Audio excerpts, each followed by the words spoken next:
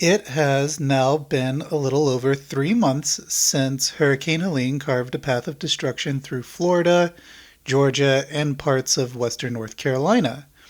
As a person who lives in the outskirts of Asheville in the West Woodfin area, I am still filling up water jugs due to the water not being drinkable. And it's not just me.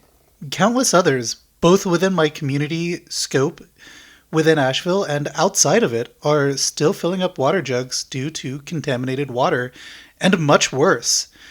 If you are listening to this and wish to help, there are two great local organizations you can give to. Beloved Asheville at belovedasheville.com and the Asheville Poverty Initiative at ashevillepovertyinitiative.org. Both Beloved Asheville and the Asheville Poverty Initiative have Facebook pages to look into and a means to contact them on both their social media pages. On the in case that you don't know what to give, you can always contact them and they will know. I will also have links to both their Facebook and web pages in the episode description below. Thank you and enjoy the show. Hello, and welcome back to the Nerd Archivist and the third part of the Silent Hill 2 Remake series. I'm your host, Brandon, and today we have a lot of ground to cover, and I mean a lot of ground to cover. So, firstly, as I was working on this script, I started to get some crazy pain in my left shoulder blade. That pain turned into some really intense nerve pain, and let me tell you, nerve pain sucks. It's like never ending. This started close to the start of December and has made it difficult for me to even type. The pain has since started to subside, but only because I had it checked out and they gave me some incredibly strong anti-inflammatory steroids to take that will supposedly loosen whatever is pinching the nerve bundle in my shoulder. Also, the script for this episode is stupid long, like 51 pages and almost 12,000 words long. As it turns out, it took me 20 to 21-ish hours to finish Silent Hill 2 Remake, which was a lot longer than the 15 to 16 hours I thought it would take me initially. Toluca Prison was long and combined with the labyrinth took me about 7-ish hours, I think, to complete. I feel like I hit the 5-hour mark either at the start of the labyrinth cube or after the first area in the labyrinth, since Toluca Prison and the labyrinth blend into each other, and then the hotel is immediately after. I thought, why not just cover the last 3 areas in one go? We'll be covering 3 areas and a whopping 4 bosses. And lastly, we are also going to be talking about some really heavy subject matter. So, content warnings for sexual assault, suicide, and domestic violence and or murder that comes from domestic violence.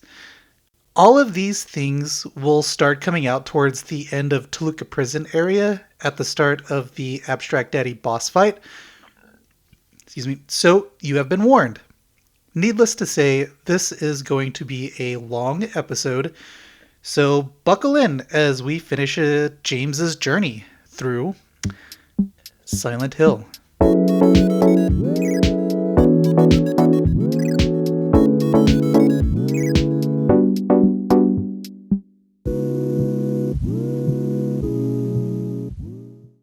So, last we left off, Maria got a poke from Pyramid Head, and James finally gets out of the hospital.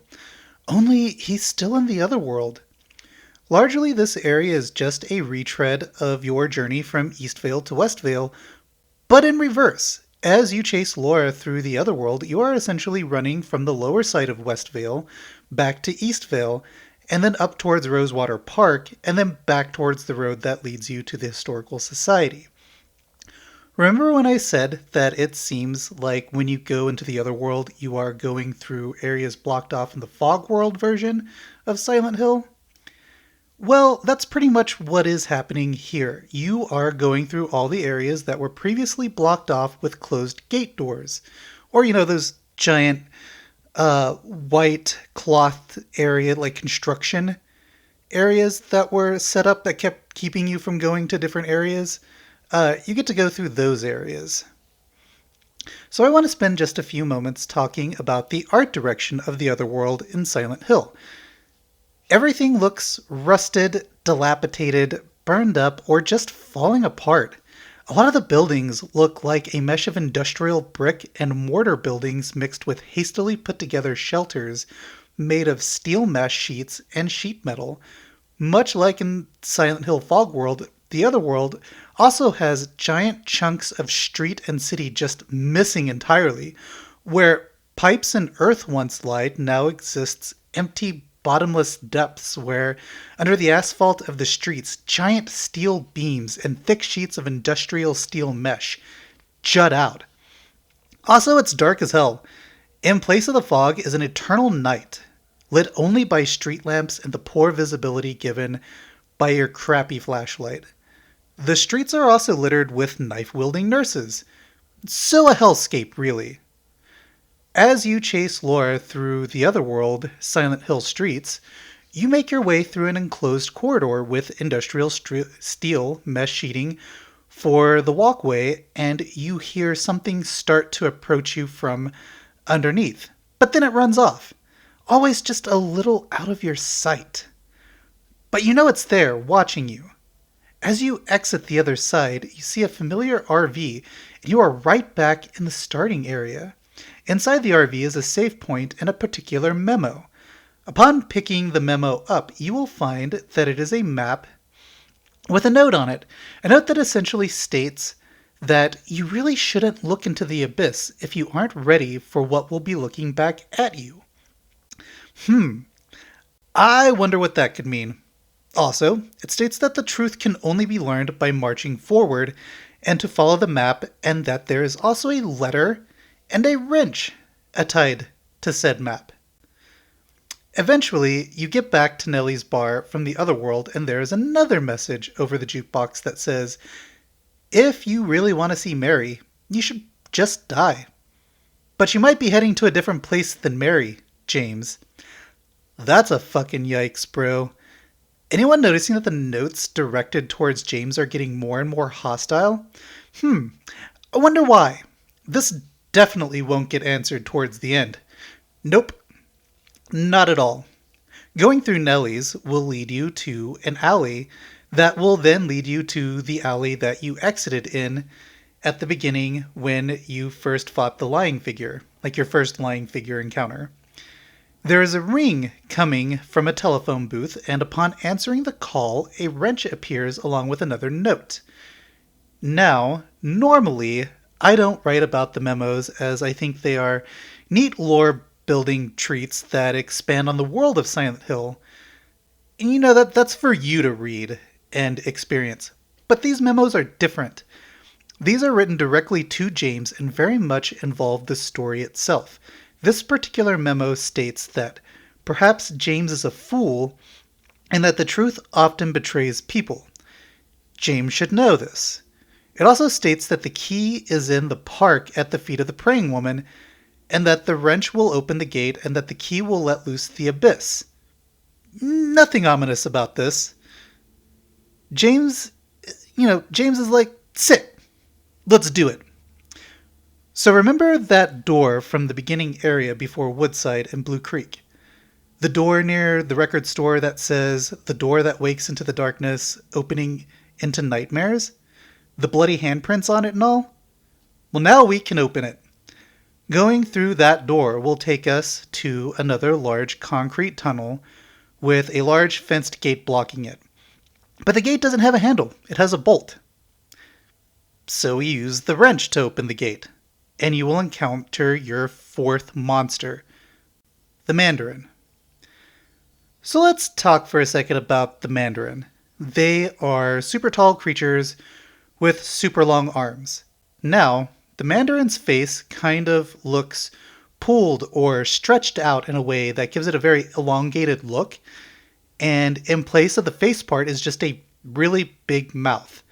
Also, in place of its hands are also lips, or just mouths. Like the arms go from the shoulder to the feet, and from the elbows to the hands, the arm bells, like there are like these arm bells that go out like the sleeves.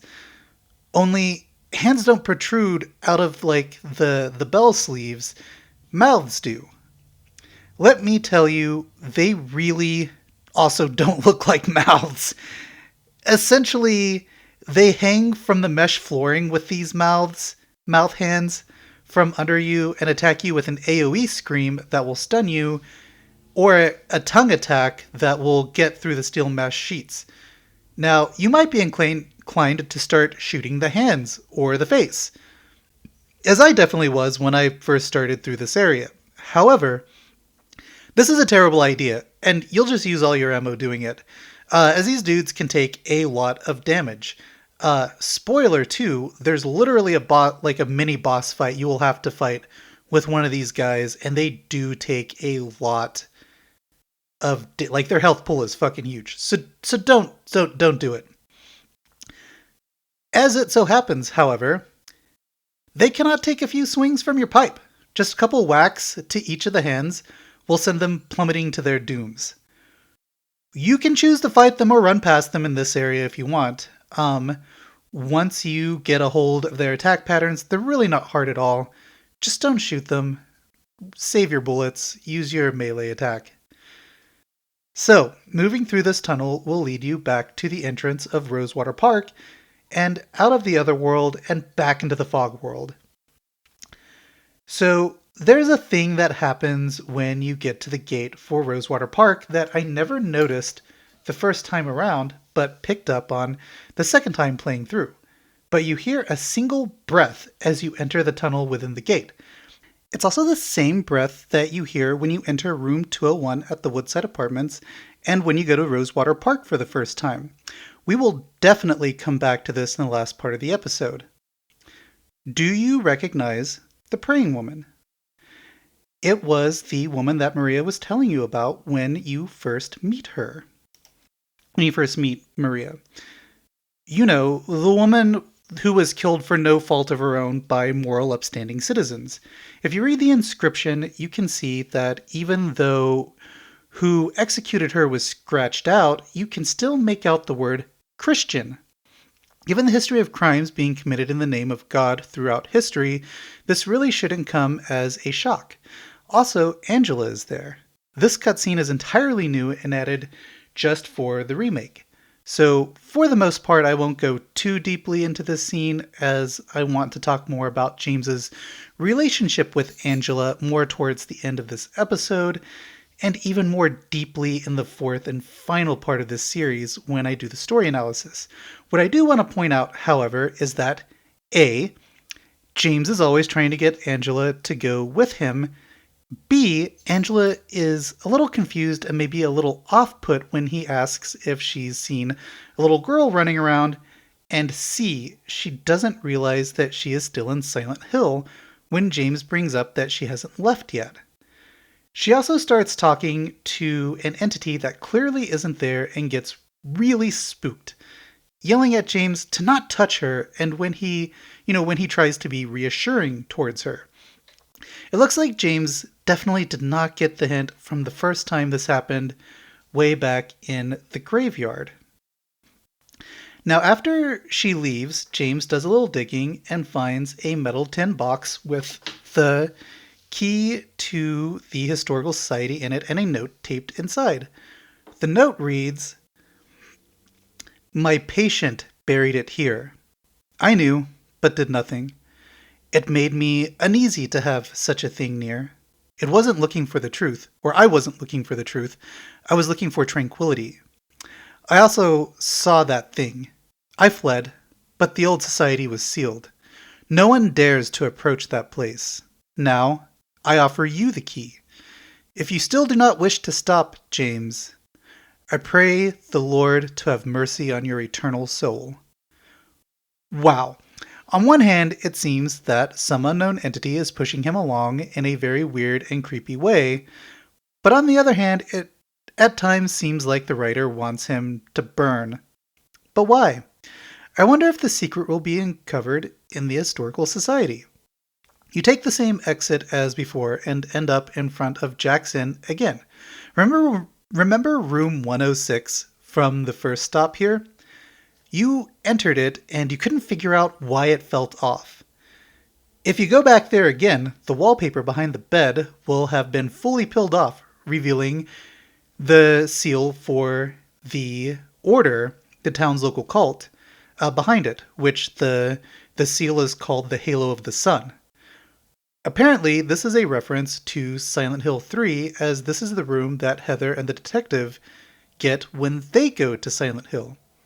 I'm pretty sure you can do Pete's Bolorama when you are with Maria, but either or, if you go into the bowling alley with or without Maria, you will find a familiar box of mostly eaten pizza, and James will say a very iconic, "With all these monsters around, who can just sit here and eat pizza?"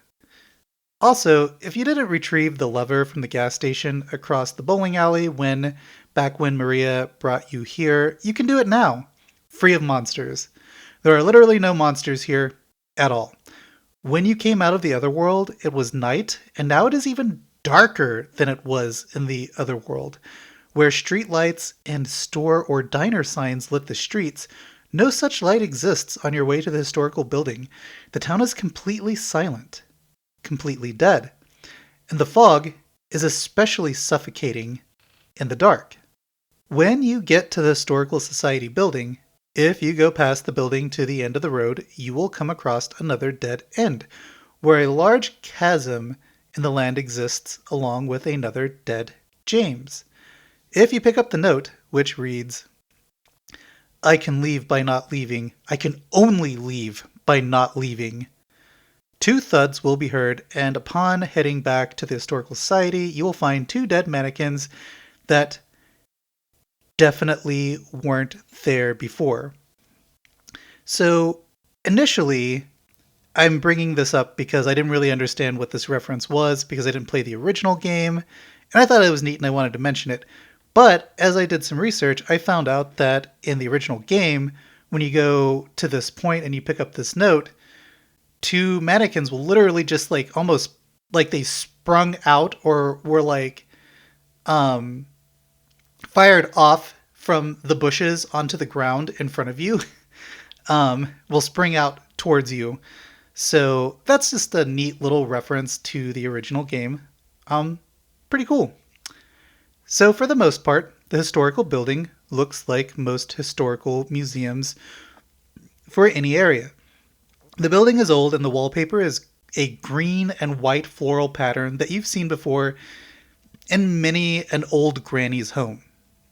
However, upon entering, you will be greeted with 3 very interesting and, albeit oddly placed things. 1, you will immediately come upon a big painting of an old executioner, or like a big old painting of an executioner holding a giant pike. Only the executioner is Pyramid Head. Behind Pyramid Head are people hanging in steel caged boxes, which is definitely a motif that is somewhat reoccurring. James will gasp at this moment and cry, "It's him." So this painting adds context to Pyramid Head. Silent Hill used to have executioners that wore pyramid-shaped helmets on their heads. Interesting, this is definitely something that we will touch back on in the last deep dive analysis episode for this series. 2. To the left of the painting, on the left inner wall, is a book that tells you the story of the Candlelit Maiden from the Moonlit Grove. Only it's a little different from the story that Maria tells you. Everything for the most part is the same in the story. Only the man doesn't die because of a storm and, the candlelight blowing out. No. The man dies because the sky is clear, too clear, and the moon is very bright. And it's so bright that it creates a second candlelight reflection in the water. No matter how hard the man tried to judge the light, he followed the wrong light too far out and the waters end up taking him. Interesting that Maria changed that part. Perhaps, maybe, Maria herself is the reflection in the waters pulling James away from the real light? Maybe. Number 3. There is a giant hole in the wall in the room on the other side of the Pyramid Head painting. This, by far, is the weirdest item of interest that you will find here. The hole extends from the top of the ceiling to the bottom of the floorboards and is connected to a stairway leading down. The stairway beckons James down into the abyss. So I think this is where James's mind is starting to fall apart. Although technically I would say it started towards the end of the Otherworld Brookhaven section when you open the door to the weird descending concrete steps, the corridor where it starts raining from the ceiling, the pool, and the pool that turns into like an empty bottomless pit that was like very House of Leaves, didn't really make sense. The stairway, though, the stairway in the Historical Society is a full minute of just straight descending. Probably 2 minutes if you walk it. The logistics of the staircase doesn't make any sense, nor is it logically placed. It's just there, a random staircase leading deeper into the abyss. Also, fun fact, the long staircase in the original Silent Hill 2 is actually just a really long staircase down. Like, if you could go out of bounds in the game and see the staircase, you would see the full staircase descent. And I say this because devs will often create an illusion of expanse to make a space feel bigger than what it is. But this staircase is actually just a very long staircase. One of my favorite YouTubers, Jacob Geller, has an excellent video over this called Games That Don't Fake the Space. You should give it a watch. It's very enlightening. It's not just the stairway that is a surreal piece of architectural oversight with a historical building. No, it's the whole placement of Toluca Prison in general. See, when you descend the staircase, the door at the bottom is supposed to be the prison. But you aren't quite there yet. No, you have to jump down 2 bottomless pits before getting to Toluca Prison proper. You have to go further into the earth to get there. In the room adjacent to the first pit, there are 3 paintings on the wall. One of which is a painting of the prison, which isn't an underground prison at all. So the placement of this prison so far beneath the earth is very weird. Also, the second pit down is essentially a jail cell where you open the cell door, where the whole cell has been moved in such a manner where the cell door is on the floor and the ceiling is the wall facing you, and you have to open the cell door to jump down. Only jumping through this pit will land you into Toluca Prison proper. So before we jump into the cafeteria and the cutscene with Eddie, I want to briefly talk about the room with the paintings before the first pit you jump into. So you enter a room adjacent to the pit room, and there are 3 works of art on the wall with the door. The first is a photo called Crimson and White Banquet for the Gods, which depicts what I think are probably 2 guys in white robes, one with a pyramidish style head covering and one with what looks like a knight's cylindrical helmet. And both head coverings were red with large black crosses on them. The one with the pyramid head covering is holding a Catholic censer. All of this, though, looks like ritualistic Catholicism, but way more ritual than Catholic. The next is a painting called Death by Skewering and comes with the caption, An Execution at the Prison. Death by skewering or strangling. To choose as death is the prisoner's last taste of freedom. The painting depicts what looks like 4 lying figures impaled on spikes. Looking at these 2 paintings together feels like maybe the Order was involved with the prison, and maybe the image of the lying figures were inmates being ritualistically executed by the Order. Later on in the prison, you will find a cell with the order's sigil painted on the wall. Next to this painting is another photo that. Now, next to these two paintings is another photo that's an image of Toluca Prison and shows it nestled between two large hills with a bridge leading out and away from it. Again, the placement of Toluca Prison being so far underground is so bizarre when you see this photo and realize that it was an above ground prison the whole time. Really, it's more proof that, again, James is kind of losing his mind. Now, let's get back to the cafeteria. So, you drop down the hole, and you are in this dingy, dark cafeteria with a man leaning over a table in front of you, mostly frozen. When you approach the man, a cutscene starts in which you see the man leaning over a table with blood coming out of him, and you hear the words, "Ain't no big deal." You turn to James will turn to the wall parallel to the body, and Eddie is sitting against the wall with a revolver and gives some of the most unhinged dialogue. He says, "You just put the gun to the head and pow." Makes the motion with the revolver in his hand to his head like he's shooting the gun.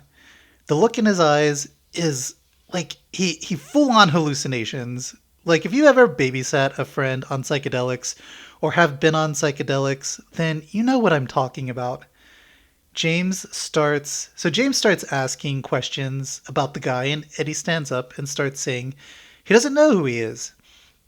He just came at him. The guy made Eddie shoot him. Upon further questioning, Eddie gets more erratic and angry and says it was, the look in his eyes. He had to shoot him. It was the look. He wouldn't quit making fun of him. Eddie told him to stop looking at him, and he wouldn't listen. When James tells him you can't just kill someone because of how they look at him, Eddie quickly and resolutely points the gun at him. Eddie stares at him for a little bit with this "what you gonna do now" look, but then starts to laugh slightly and drops the gun with a smirk. "You should see the look on your face. I was just joking. That guy was dead when I got here." The callous way in which Eddie delivers these lines is a little chilling.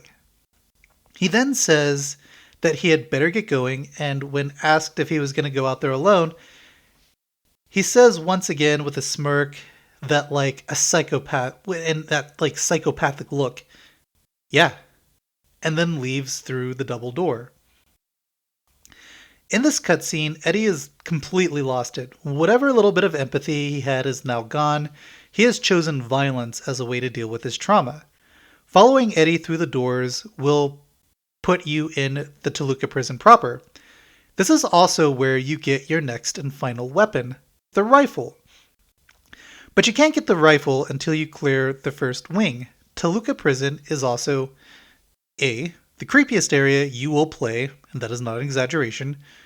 B, the darkest area you will play. It's so dark that you get extra timed lighting so you don't get fucked by all the monsters hiding in wait for you, literally in the shadows. C, the most straightforward area next to the apartments. So Toluca Prison is a really big area, but it's also incredibly straightforward, split between a courtyard area and four prison wings. The Ox Wing, the Boar Wing, the Serpent Wing, and the Dove Wing. In the courtyard is a puzzle with scales. On the scales are metered areas for each wing with a sword in the middle. The goal is to get weights and use them to manipulate the scale to open each wing, with each wing having a weight of their own.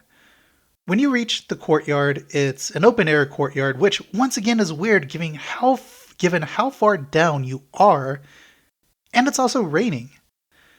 If you travel further past the scale, you will find the gallows with 6 nooses lined up, 3 to a side. So apparently the prison guards used horses attached to the nooses to literally hang and strangle the inmates, and you can hear the horses in the darkness snort and gallop around you. Initially, when I first reached the gallows area, I thought that those sounds were like others, like mannequins or whatever, just kind of running around hiding in sight, like just out of sight. But no, it's just the ghost of the horses that killed dudes.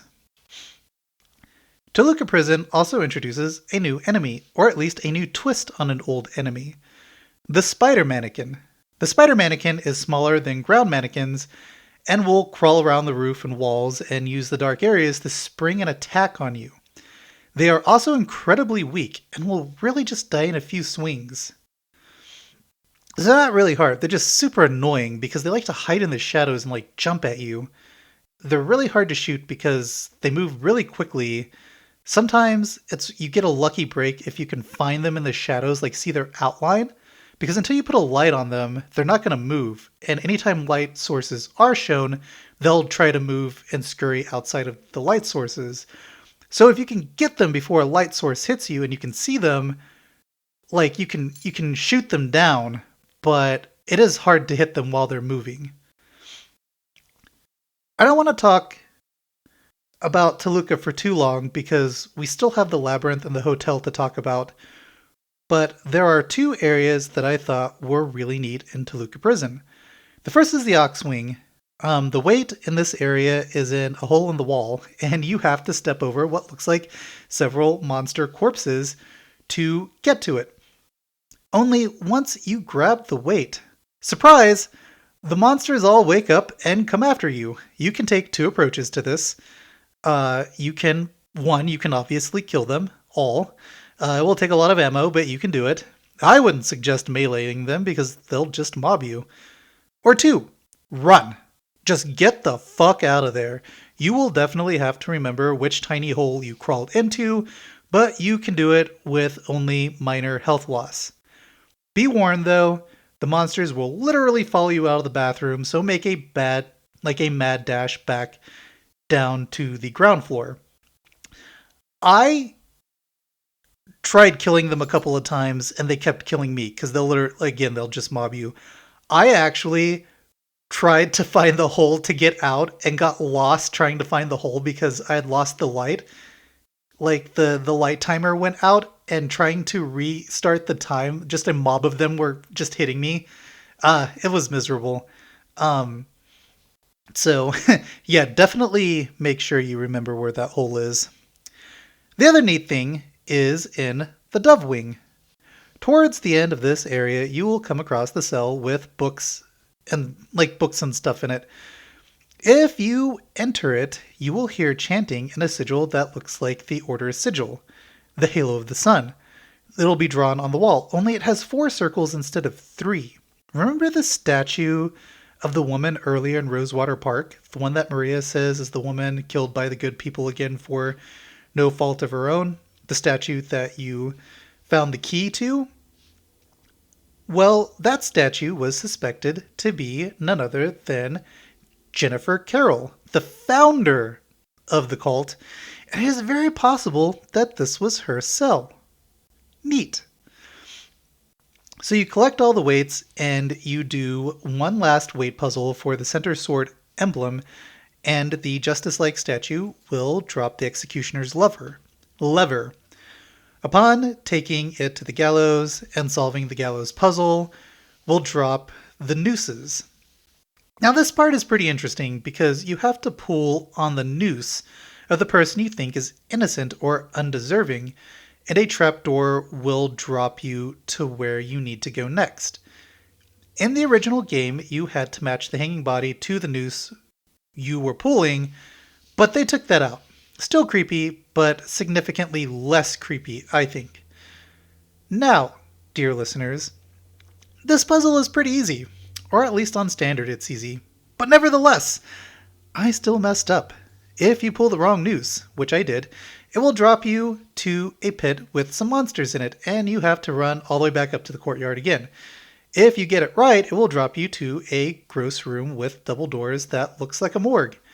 Only there is a giant gross pit where half of the floor is supposed to be, with a dead body on a gurney, kind of like haphazardly sitting at the edge.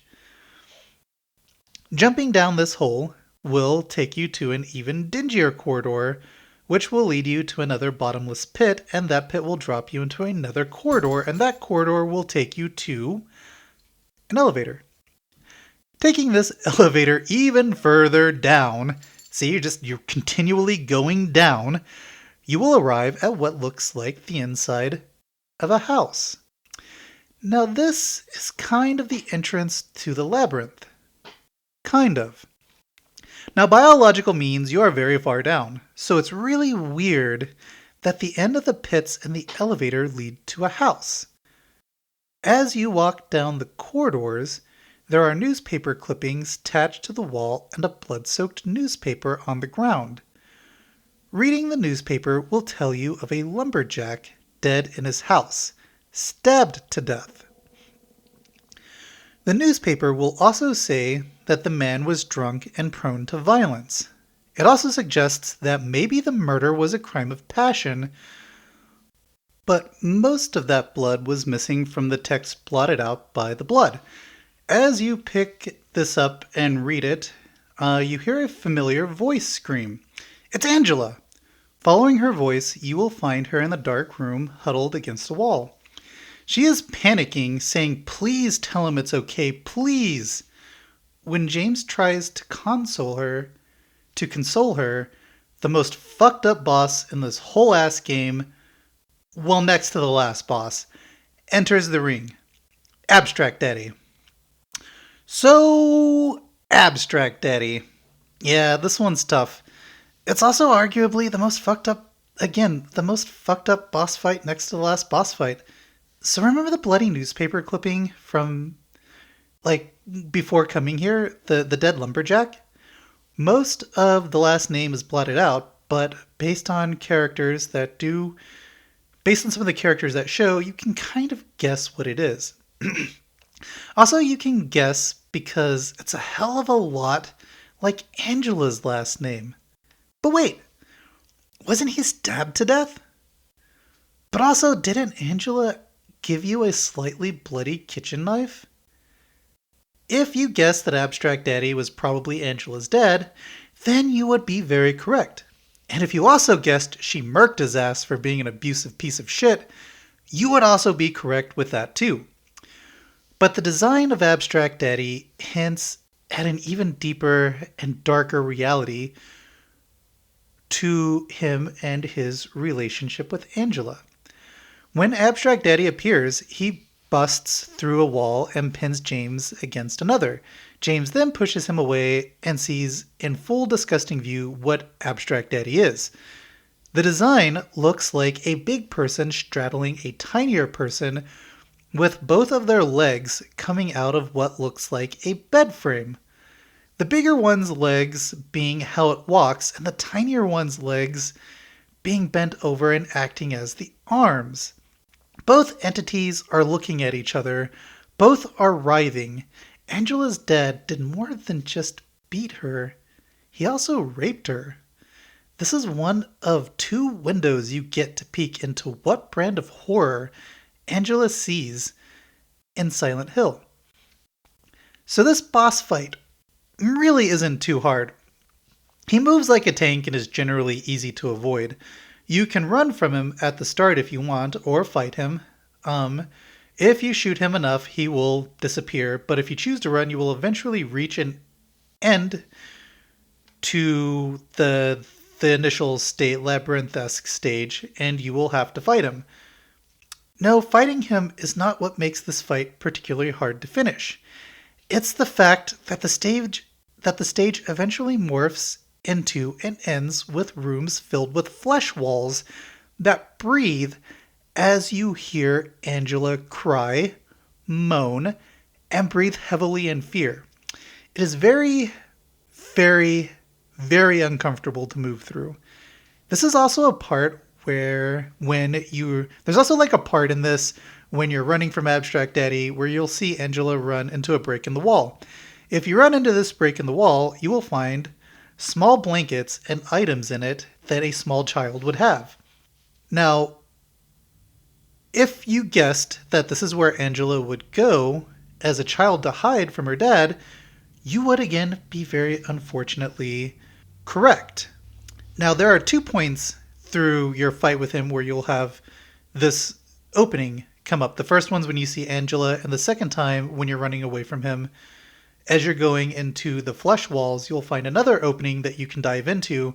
This time, when you look into it next to the teddy bear, you will find a picture of Angela's family torn, where it's her brother and her mother, and then her dad off to the side. It is very, very heartbreaking. Um, Also, this is the boss that I enjoyed ending the most, because fuck that guy. This section is split between running sections, fighting sections, sections where you hit a dead end and have to destroy a TV to keep moving forward, and creepy, uncomfortable flesh wall corridor moments. Perfect. Love it. When you finally finish him, we are treated to another cutscene. Angela will run up to it and start kicking it and screaming at it. She then picks up a TV and throws it on top of the dead abstract daddy. James will tell her to calm down, but she turns to him and yells, "Don't order me around!" As he tries to backtrack, she tells him, "Don't even try." When he tries to tell, when James tries to tell her it's over, she repeats it, "Don't even try." As she says this, her defenses are up, and she's being very standoffish with James. Huh. When James asks, "Try what?" she stands on business and says, "Like you don't know?" She continues, "It's always the same with you. You only want one thing." James tries to calm her down further, but Angela stands even more firmly on business. She says, "You don't have to lie. Go ahead, say it.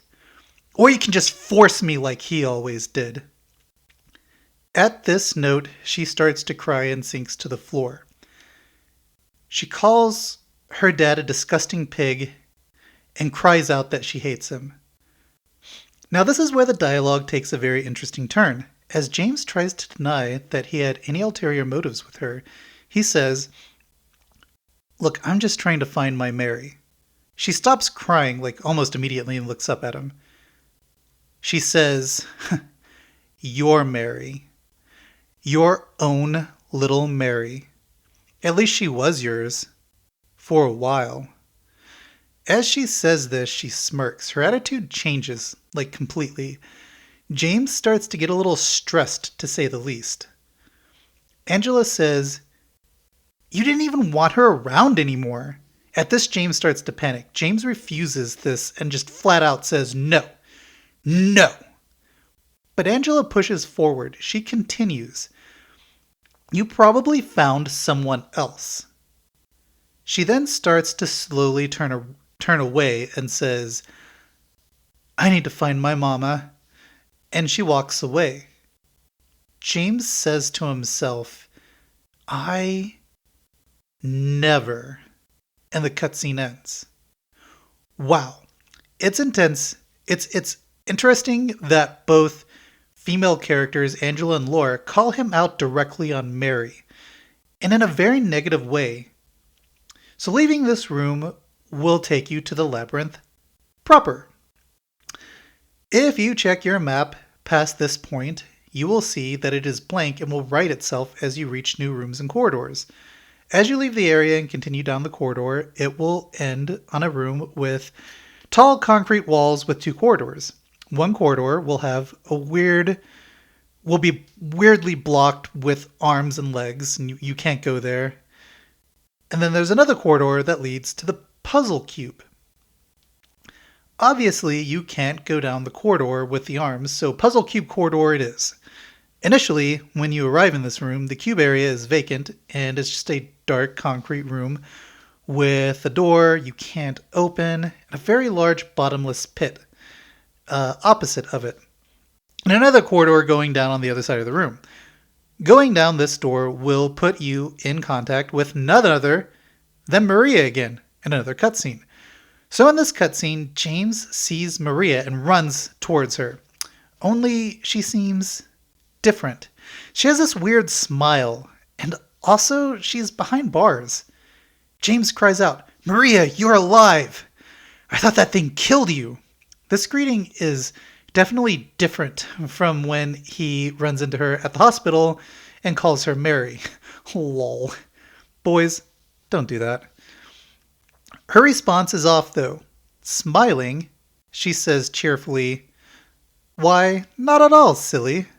James's expression changes from happy and thankful to surprised and puzzled. He says, "But I saw that thing stab you. There was blood everywhere." She responds with, "Stabbed me? What do you mean?" The way she's looking at him, she doesn't change her expression as she looks up at him from the chair that she's sitting in. James responds that it chased them to the elevator, but doesn't get a chance to say the rest as Maria cuts in. "James, what are you talking about?" James responds again with a "just before, don't you remember?" This part of the cutscene is eerie as the screen changes to a direct shot of her sitting in the chair behind the bars. The thing to remember about this exchange of words with her is that she never changes her expression, she never blinks, and the way she talks to him is very familiar.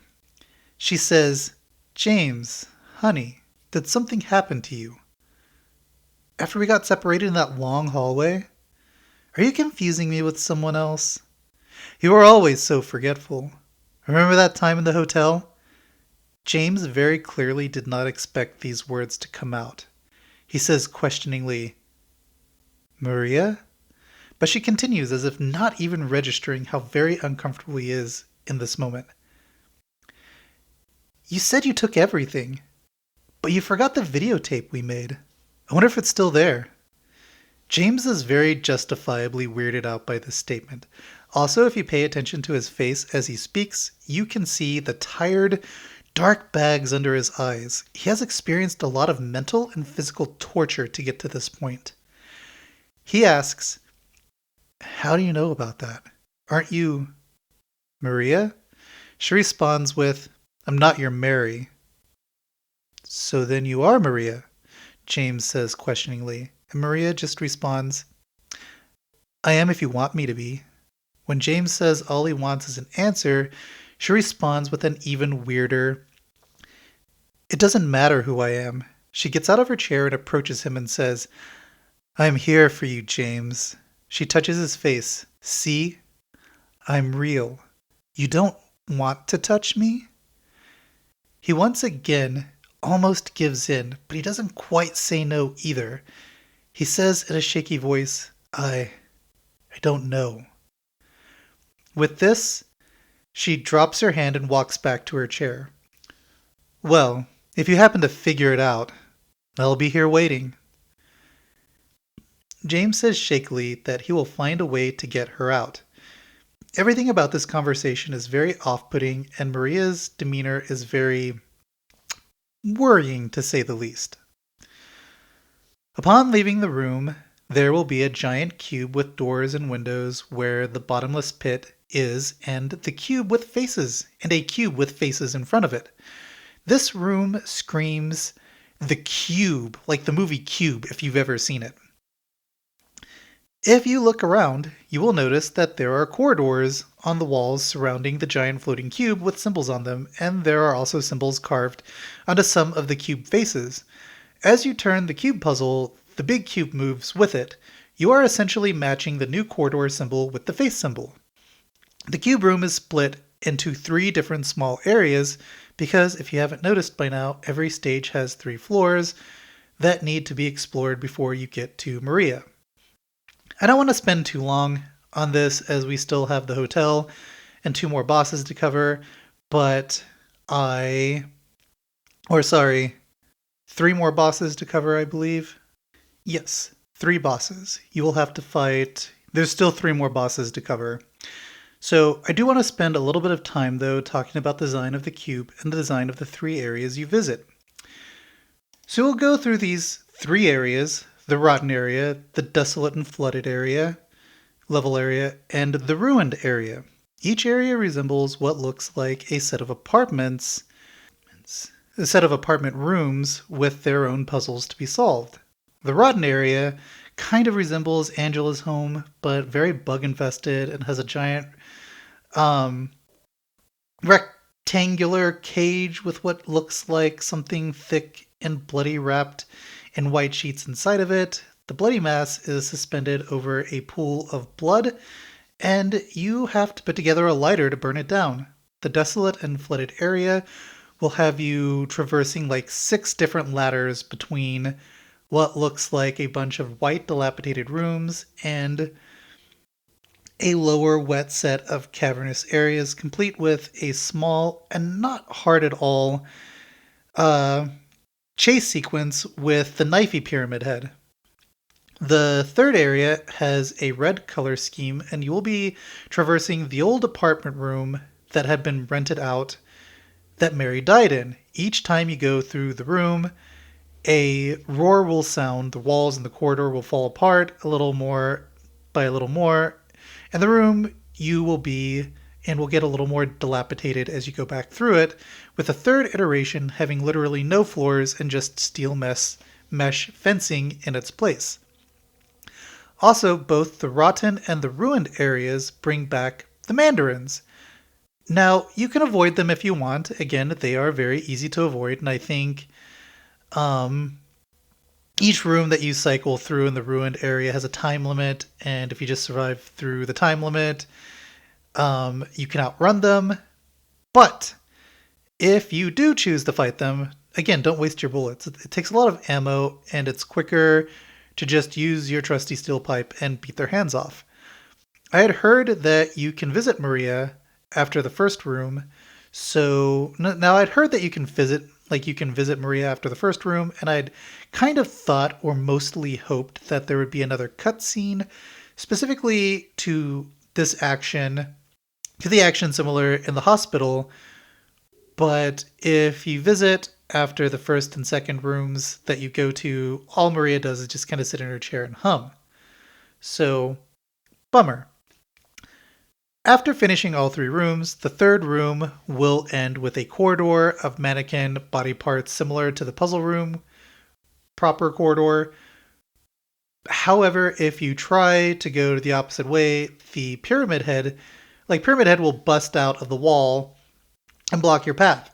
Interestingly enough, though, he just walks towards you and doesn't run. As he approaches you, the mannequin body parts start to dissipate behind you. After this part, you will be led to Maria's room.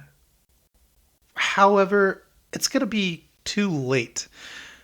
Maria is dead. Again. This time, however, she is not pierced or bruised, but rather it looks like she died of her own. As James kneels down next to her, the close-up on her arms and face show parts of her skin deteriorating and dying. However, it looks like something busted out. Nonetheless, looks like something busted out of the bars from her side of the area because the bars are bent outwards away from her. So interesting. After the cutscene, if you take James back out to where the puzzle room is, you'll find the cube with faces shattered. The face cube shattered with Pyramid Head swords stuck into the rubble in it. You have to pull it out and drag it to the corridor of mannequin parts to get through it. But it's a slow drag, and there's unfortunately no way around it.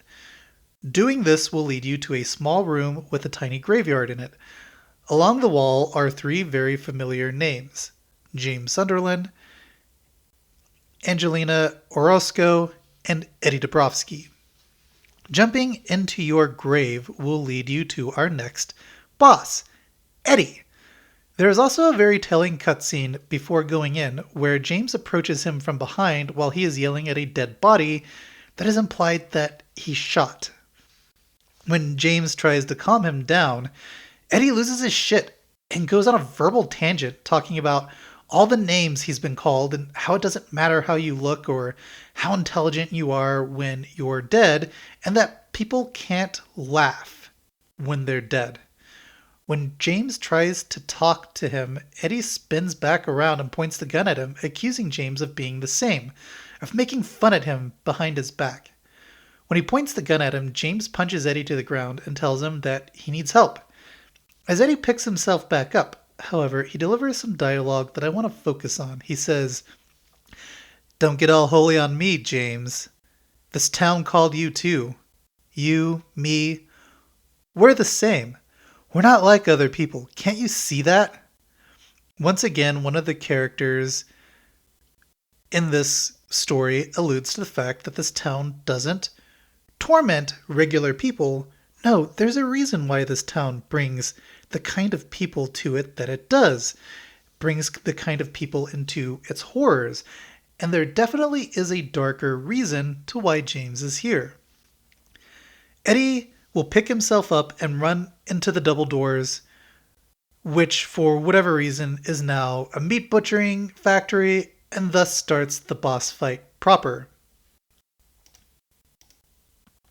This fight can be a little tricky, but honestly, I beat him in one go using only melee, so I think you can do this. Essentially, this is a three-phase fight in which Eddie will run around in the dark, cold meat storage area and shoot at you from behind hanging slabs of meat. He will either shoot you or try to run up and punch you and grab you from behind. If you try to run at him, he will just back up just as fast as you can run and shoot you. So really, you want to wait until he runs up on you before you get him. He has a tell, so you can dodge it. It takes a little bit to get used to, but it's not hard. Also, during this first phase, he will tell you about how he got back at the guy who picked on him by poisoning his dog. Sure, hurt the dude who's hurting you, but don't hurt his dog. The poor dog is innocent. Not cool, Eddie. Not cool at all. If you hit or shoot him enough, you'll go into the second phase in which Eddie shoots the ceiling, and he shoots a pipe or something in the ceiling, and a bunch of steam starts to pull into the room, and it gets even harder to see him. Repeating the same tactics, you will repeat the same tactics, and he will repeat the same tactics, and you will go into the third phase in which Eddie will start the machine that moves the hanging meat slabs around. So now you have to factor in the steam, the extra steam, and also the moving meat bags. You have to factor all that into dodging Eddie's shots and also catching him with your own. Filling him with enough holes, or once again beating him enough times with your steel pipe, will end the boss fight, and Eddie will go down very unceremoniously. It's interesting, in the original fight, after beating Eddie, James will have a cutscene where he's in the original, he's like, Eddie, oh no, I killed a human being. He drops to his knees for 5 seconds and then gets up saying, did Maria really die here 3 years ago? This whole scene is cut out in the remake. But I do think it's funny that he was sad. In the original, he was sad for 5 seconds, and then he was back on the Maria thing again, Maria. In the remake, James just looks very sorrowfully over his dead body before moving on. There's another thing here too with his hands, but we're going to cover that towards the end of this episode because it's very important to the end of this episode. I want to say too, if you track how he treats Angela and Maria, it's very different than how he treats Eddie. James is very patient with the women in the game and tries to be a sort of white knight to them, but is very dismissive of Eddie and his problems. And let's be honest, I think we all know why. If we look at the monsters that are manifesting from his mind and take into account the fact that all the monsters have some of the thickest thighs and the fattest asses, it doesn't take a rocket science. Oh yeah, and the only one that doesn't has what looks like fleshlight looking hands. It doesn't take a rocket scientist to figure out what's really going on in James' mind. And it doesn't involve helping out other guys, that's for sure.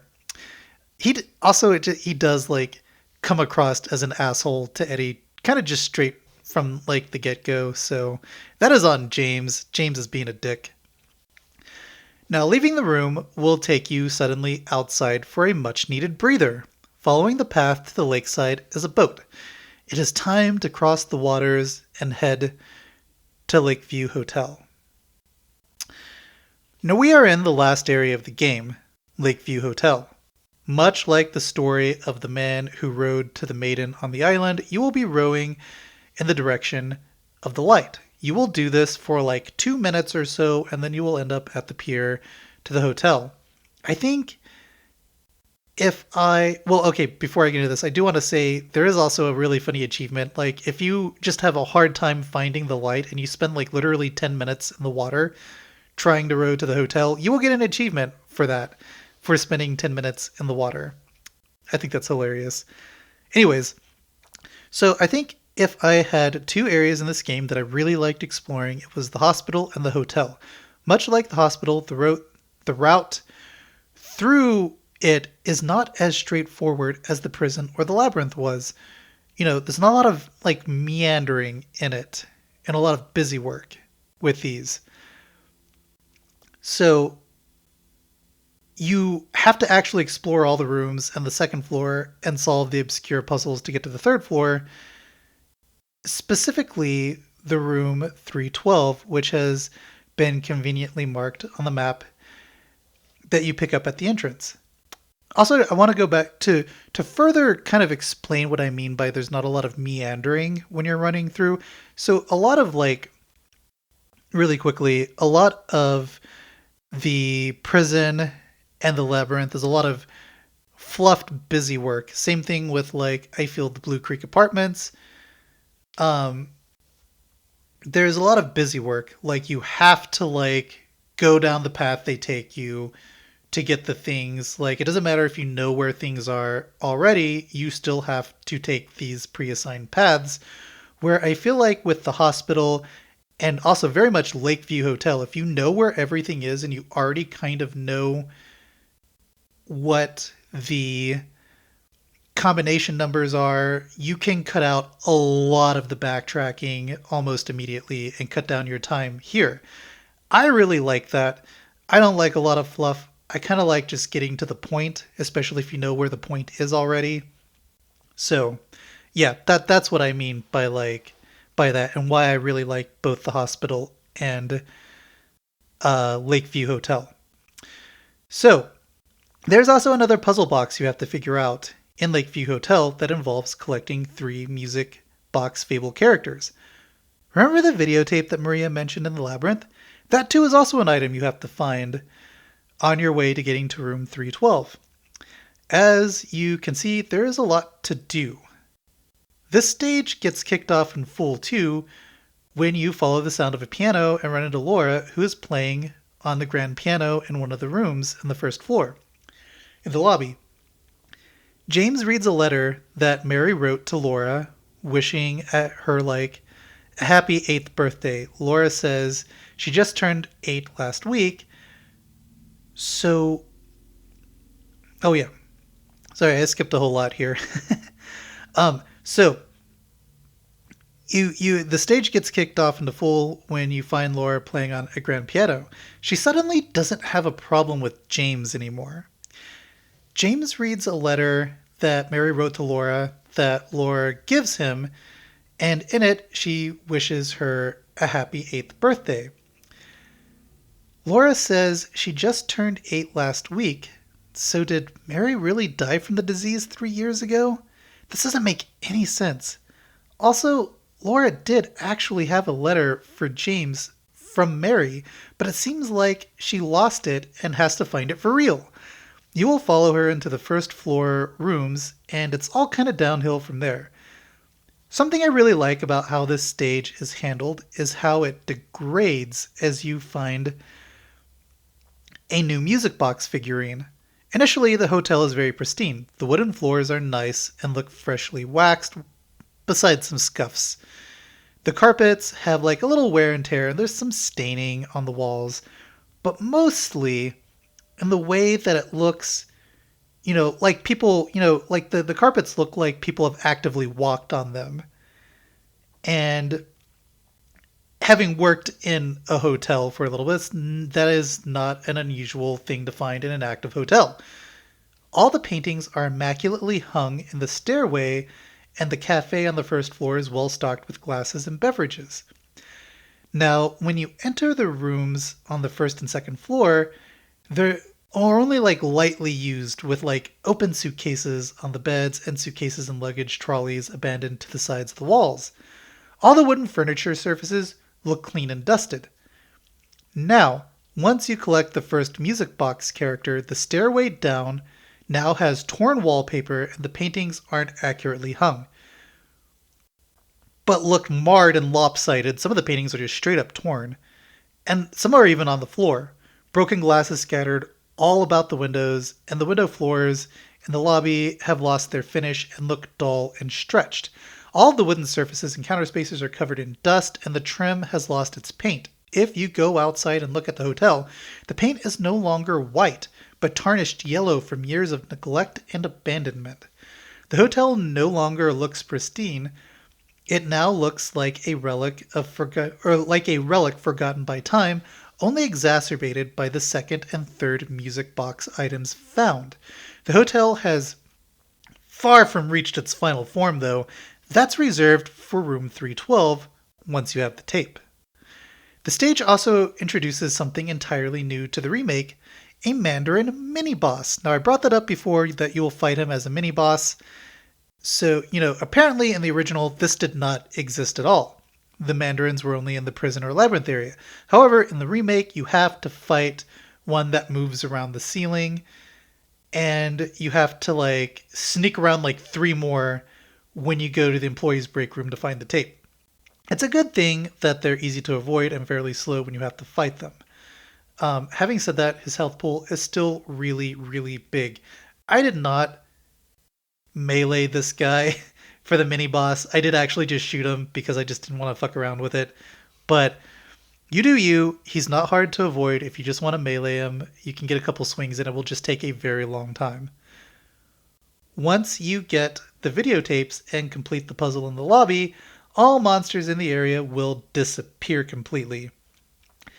If you do a quick run around the hotel, you will find blood spots where you killed them, but no monsters there. Completing the music box puzzle will also give you the key to the 3rd floor area, which was locked away. Entering this area, there is a door locked called the observation room. Remember this room, as we will be talking about it in the last episode. Going to room 312, there is a TV and VCR set up ready for you to use. Put the tape in and enjoy the show. The videotape starts off with Mary looking out the window and commenting on how James is still recording despite needing to finish packing so they can leave. So really, she really likes it here and asks James to promise to take her back someday. The camera shakes with an approving nod, but then the video starts to change to a staticky, dark video of Mary lying in bed. As she lays there, a pillow slowly starts to come into view. A pillow and a set of arms. A person then comes into full view and the pillow smashes into Mary's face.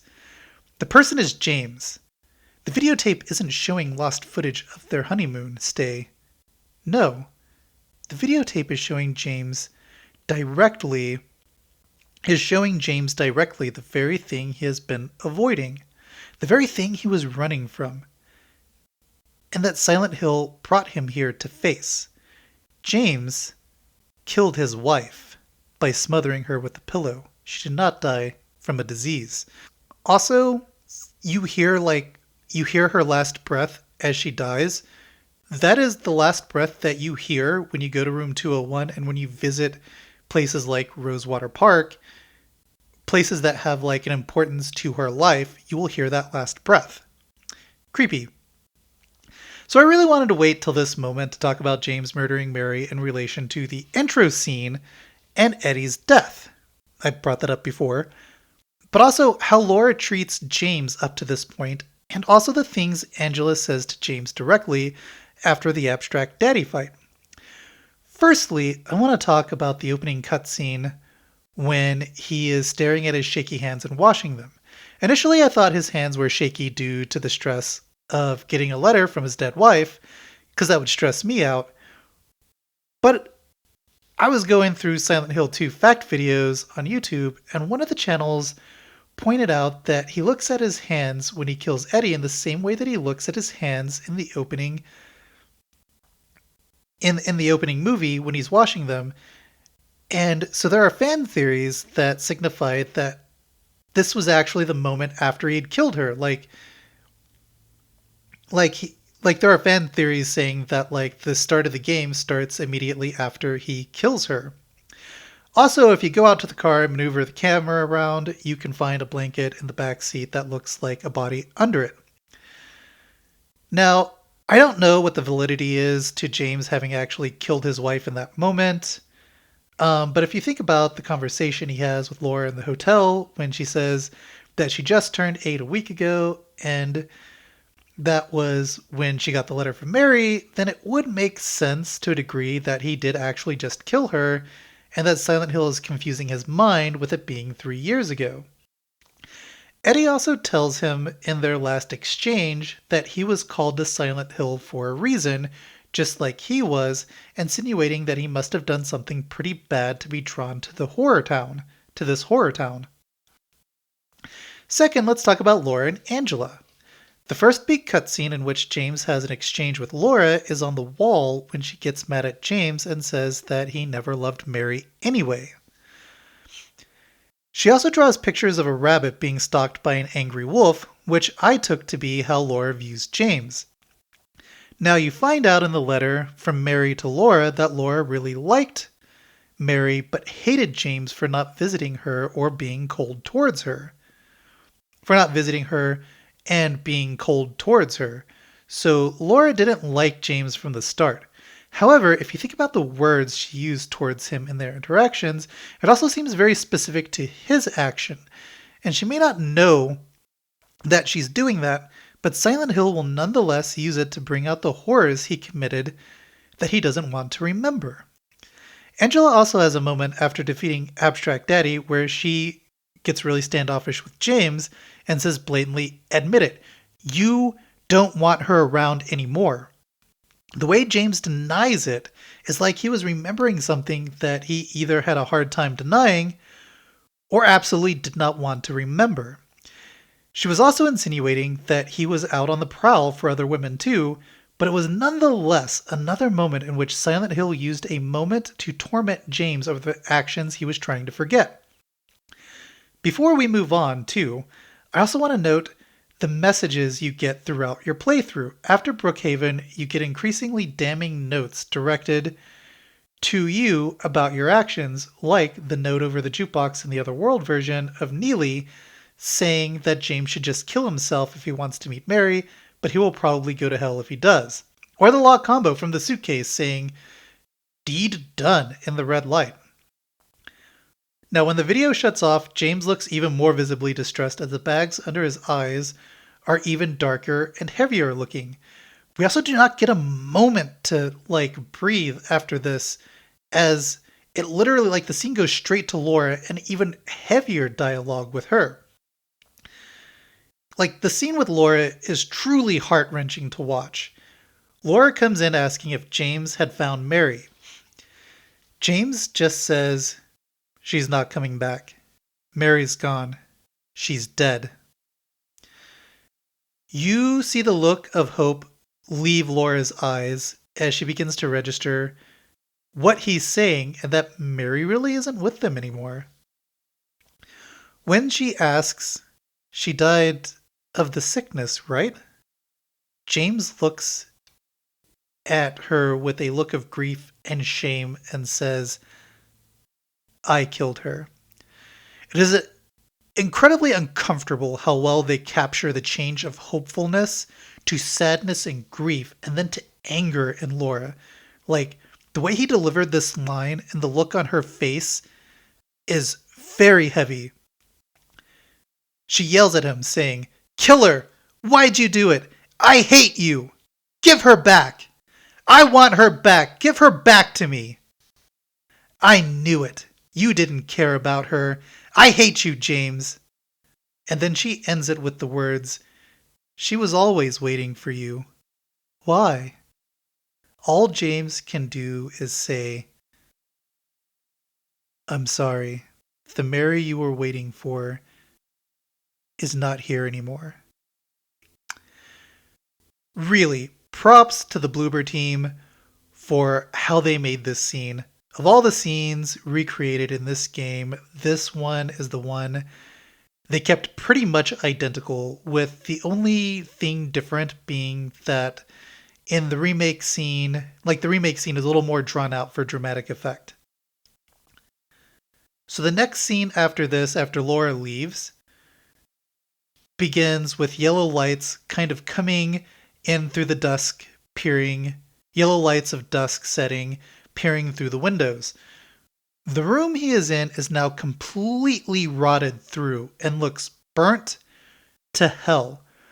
The windows that the light is pouring through are dirty and smeared. The radio starts again with Mary's voice calling out to James, so he gets up and continues his journey. As you leave the room, the hallway that was once filled with torn paper and luggage left in the hallway is now fully decayed and looks like it had just gone through a terrible fire. In fact, you can find the emergency hose on the second floor, abandoned under burnt wood and rubble, on the staircase near the nurse's office. Also, and I didn't bring it up when I was talking about Toluca Prison because I wanted to wait to this point because I didn't want to ruin this.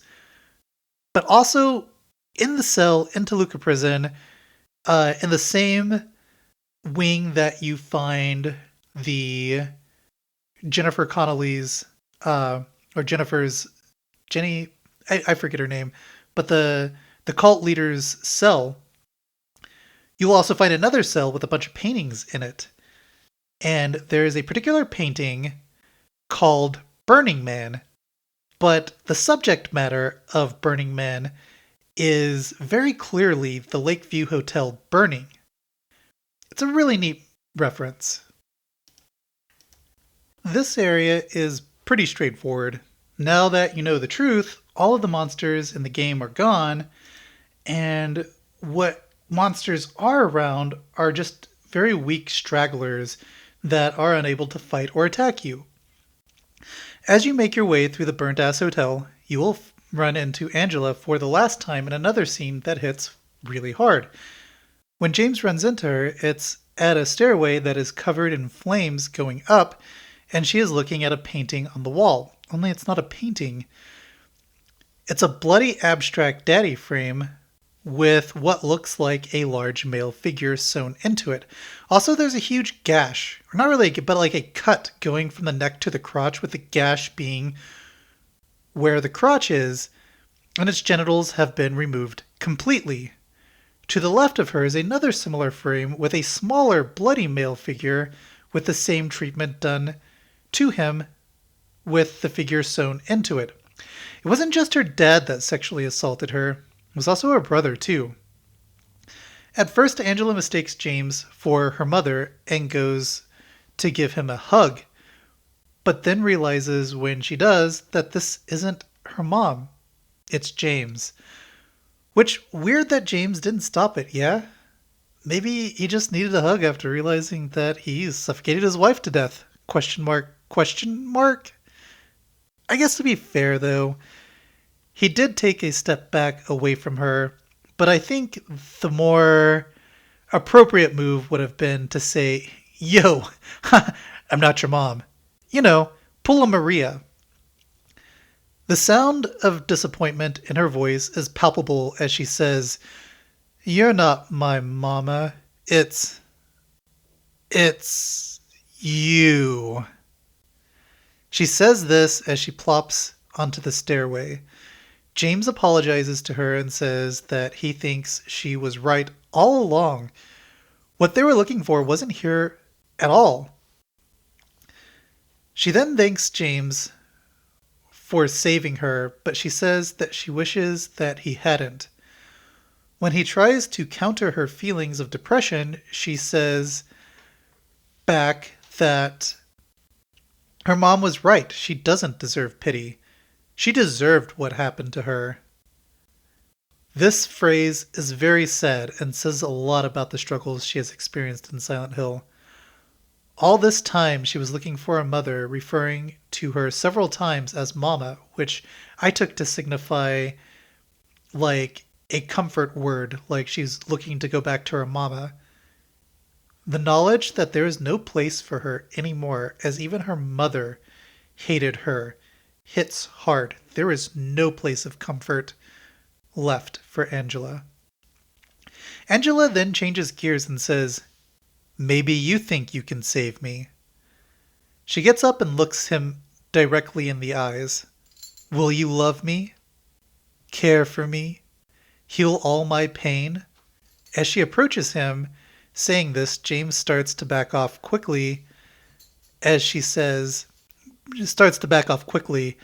At this, she looks at him with a justified expression and says, "That's what I thought." She then asks for the knife back. When he refuses to give it to her, she says, "Saving it for yourself? Have it your way. It doesn't change anything." As she says this, she starts to ascend the burning staircase and the fires start raging around her. James says, "It's hot as hell in here." And Angela replies, "You see it too? For me, it's always like this." Even now, after learning the truth, James tries to talk her out of her feelings, refusing to give her the knife and telling her that none of what she feels or has been communicated to her is true. But Silent Hill will not give him a win. No, he abandoned Mary in her deepest moment of vulnerability and then killed her. He cannot save anyone, as he cannot save himself. All he can do is watch as she ascends the fiery staircase to her death. In the original cutscene, as she delivers the lines about him loving her and taking all her pain away, she delivers these lines while the camera is pointed up from James's perspective, looking at Angela, looking down onto him. She looks directly into the camera saying these things, almost like she is speaking directly to the audience. "You think you can save me? Well, you're wrong. You can't." A very powerfully created scene for a game in 2001. After this scene, James goes back out the door and is in the correct stairway going up. This will take you back to the employee lounge and to a familiar door with a flat grated image of a rectangle, like a catty-cornered rectangle on it. Going through this door will lead us to our last save point, which is 9 red squares arranged into a giant square. It's interesting, too, that if you choose to save here, James will not look you in the eyes as you do so. He averts his eyes to the left and will bring his eyes to yours for like a split second to see if you're like looking at him, but then he turns it back away. Going through the steel double doors will lead us to a cutscene and our second to last boss fight, the dual pyramid head fight. So, going through the door, James is in a giant arena with 2 pyramid heads above him on a ledge, with Maria, once again, suspended on a mesh cage table in between them. Not once again for being on the table, but once again she is in a position where she's about to die. He screams at them to leave them alone. He screams at the 2 pyramid heads to leave them alone. Leave them the hell alone. But of course they don't. They respond to this by stabbing her to death in front of him. He screams out and falls to the floor in anguish, and the 2 pyramid heads jump to the floor in front of him. He looks up at them and says, "I know what you are. I know why I needed you. But it's all over now. I don't need you anymore." At this, the boss fight starts. To be honest, the only real hard part of this fight is creating distance between the 2 of them, as their pole arms have pretty decent reach. However, they both share a health pool, and it only takes 22 hits with a steel pipe to take them down, so do with that knowledge as you will. And if I were you, I would save the ammo for the last fight and beat them up with the pipe. You would think that this fight would be really difficult, being the hell that they gave you, that Pyramid Head gives you through the whole game, but it really isn't. I would say, though, that the bosses in this game are supposed to be maybe more psychologically traumatizing to face and less hard in the difficulty aspect to face. I would say more about this, but there really isn't more to say. Defeating them will have both Pyramid Heads approach James, and they will impale themselves on their own spears. After this, there are two doors to choose from and a scarlet egg and a rusty egg to use in one of those doors. Your choice on which egg you put into which door will very much affect the endings, so save before the fight and have fun with your choices. Going through this door will be a long corridor, and Mary starts talking. Only it's different. Mary seems angry at James. James brought her flowers, and she starts to chastise him for it. She starts to say that she will die soon, and that she is hideous from the drugs and the disease, and she doesn't deserve the flowers. She yells at James to leave. Why are you still here? Just go.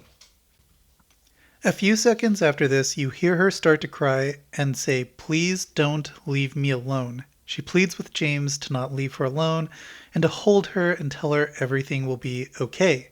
To tell her she isn't going to die. It's interesting that you reach the end of the corridor about the time she finishes yelling at James. And you can totally go through the door, but you'll miss the second half. The half where she pleads with James to sit with her in this very uncomfortable and vulnerable moment. It is very likely, too, that these words are the last words that James remembers Mary saying to him, and that just like in the corridor, if you choose to enter the door after the chastising, he missed the parts where she started to plead with him. After this, James will ascend a long steel staircase going up to a large, empty, and broken room in the attic space of the hotel where a single bed and brown-haired woman in a pink cardigan and floral dress awaits James while looking out the window. So here's the thing. Your interactions at this point will deal very heavily with how you interacted. Like, your interactions at this point, like what ending you get, how you talk to her and how she talks to you, will be very much dependent on how you interacted with the game up to this encounter. Were you focused only on Mary and didn't care about Maria and her feelings? Were you focused a little much more on the knife that Angela gave her? Or maybe you cared more for Maria's well-being than finding Mary. Depending on these three things, along with the item choices in the hotel stage, is whether or not this is Mary that you confront, or Maria pretending to be Mary. Now, I got the leave ending, so it was Maria pretending to be Mary. Mary gives you this last-ditch effort to win over James. She talks like Mary and looks like Mary now and acts like Mary, but James says Mary is dead and this has to stop. Maria cannot accept this and gives into the darkness that molded her and turns into the final monster you have to fight. Now, interestingly enough, during the course of playing this, I have finished the game twice, and I am starting a third playthrough to get the one last ending of the 8 endings that you get. If it's Mary that you have to fight, she is not by the window, but she's waiting by the bed, and she confronts James saying like, you killed me. And she essentially is like, I cannot forgive you for killing me. And like, maybe there was another woman. And she like turns into the boss. So anyways, getting on to the Maria-Mary fight. So in this fight, Maria will levitate into the sky, gets turned upside down into a reverse crucifix manner, and becomes trapped in a steel cage. This fight has 3 parts. The first part is easier than the other parts. She sends homing moths out to attack you while she floats around and will vanish and reappear around you for a punishing melee attack. If you saved all your rifle ammo for this moment, this was a good choice. I think I had like 19 rifle rounds and 20 shotgun rounds, and I never had to go to my pistol. The second phase changes arenas, and now you are in a flooded basement area and Maria, much like Flesh Lips, will start hiding in the ceilings and dropping down to attack you. Getting through this phase will put you in the last phase, in which you are back in the attic room, and Maria is no longer flying, but on the ground with the bars from her cage being ripped out and turned into sharp knives. This is probably the hardest part of the fight, as she is very aggressive and will throw multi-hit combos on you while you also have to dodge her moths. Beating this phase will have Maria and her frame drop to the ground. As you approach her, she will just call your name out longingly. James. James. James. There is only one thing you can do here, and it's not easy. You have to finish the job. You have to finish her. Killing her in this stage is one of the hardest actions I had to do in this game, and it is very uncomfortable on the level that going through the flesh arena with Abstract Daddy was. I got the leave ending, so it was Maria that I had to finish off, but I couldn't imagine doing this to Mary. Although I did, because I ended up getting all three of the original endings, so I did actually have to shoot Mary, and it is not fun. It is such a shitty ending. But anyways, depending on the ending, James will either find Laura, he will drive his car into the lake, or he will go back and find Maria. It's interesting to note that if you get the leave ending with Laura, there is also a moment where he talks to Mary as she is dying in room 201, completely taken by the disease and the drugs. If you look at her face and her skin, there are those like flesh rotting areas that are very similar to Maria when she died when you find her dead in the labyrinth. And she will essentially forgive you, saying that like, you guys will talk, and it seems like she kind of forgives you for what you did. Regardless, whichever one, if with the leave ending, you're in a car saying you can't forgive yourself for what you did, and none of it matters because Maria is dead and nothing is bringing that back, and you essentially drive your car into the waters. With the Maria ending, you go back to Heaven's Night, and you'll find her lying on the dance table, and you take her hand and you lead her back to her car. Uh, but as you walk to the car, Maria will start coughing, and he will, in the coldest, without even looking at her, say, "You better do something about that cough." And it's not going to be a good relation. This is going to be bad. Um, with the other two, Laura gives you the note. Maria, or you get the note floats in the water. In the leave ending, Laura gives you the note. In the in water ending, the note is floating in the water. In the Mary ending, Mary gives you the note. And as the last bit of that cutscene plays, as you take Laura and leave Silent Hill or collect Mary, or after you drive your car into the water, Mary will read the letter, and the ending letter reads as this: "In my restless dreams, I see that town, Silent Hill. You promised me you'd take me there again someday, but you never did. Well, I'm alone there now, in our special place, waiting for you to come see me, but you never do. And so I wait, wrapped in my cocoon of pain and loneliness. I know I've done a terrible thing to you, something you'll never forgive me for. I wish I could change that, but I can't. I feel so pathetic and ugly laying here, waiting for you. Every day I stare up at the cracks in the ceiling, and all I can do is think about how unfair it all is. The doctor came today. He told me I could go home for a short stay. It's not that I'm getting any better. It's just that this may be my last chance. I think you know what I mean. Even so, I'm glad to be coming home. I've missed you terribly. But I'm afraid, James. I'm afraid you don't really want me to come home. Whenever you come see me, I can tell how hard it is on you. I don't know if you hate me or pity me, or maybe I just disgust you. I'm sorry about that. When I first learned that I was going to die, I just didn't want to accept it. I was so angry all the time, and I struck out at everyone I loved most, especially you, James. That's why I understand if you do hate me. But I want you to know this, James.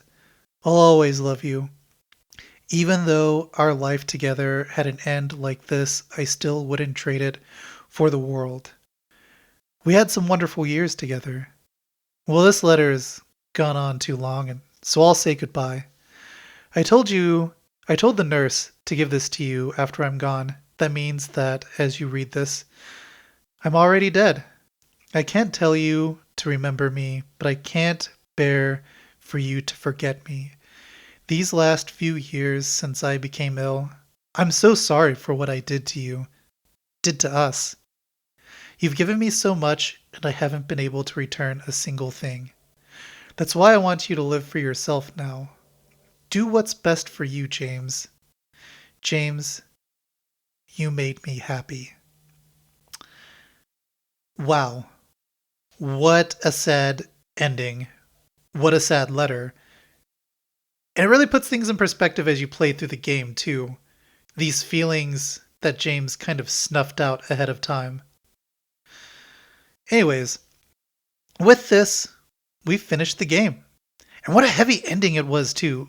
In part 4 of this series, we will do an analysis of the story and talk about New Game Plus and all the endings and this letter in full. But until then, thanks for listening. This has been a crazy month and a half, and with the nerve pain in my arm making it hard to sleep and incredibly painful to type. Nonetheless, I look forward to closing this chapter out with part 4 and hope you all look forward to it as well. Bye bye now.